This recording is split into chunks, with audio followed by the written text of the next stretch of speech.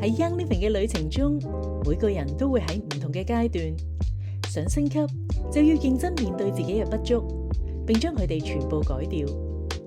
第一級零售會員，佢哋聽過呢個品牌，知道好好，但係怕麻煩、怕直銷、怕了解，結果花最多嘅錢，卻得到最少嘅健康同埋幸福。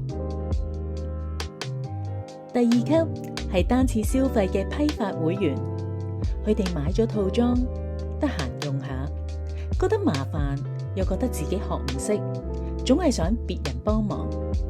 健康同豐盛嘅機會就係咁悄悄流走。第三級一般會員，佢哋認真學習，能夠照顧屋企人基本嘅需要，但係大多數人仍然覺得我自己用得好就夠啦。分享嘅力量仲未被開啟。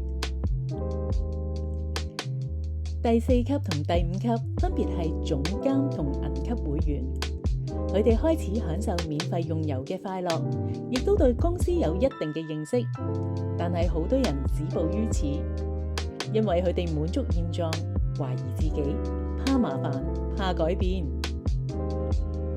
第六級金級會員，佢哋收入穩定，自由度提升，但係若果失去動力，放棄溝通，冇計劃，就會原地踏步。第七級白金級會員，佢哋時間自由，金錢自由，佢哋深知助人為快樂之本，有策略，有遠見，有包容心，對團隊同公司100%信任，永遠主動幫人，唔會問點解，只會話我幫你啦。第8至10級係鑽石級以上嘅級別，佢哋嘅特質只有幾個字可以形容：正能量爆燈，解決問題唔製造問題，高度自律，堅持，虛心學習，永遠選擇愛同感恩。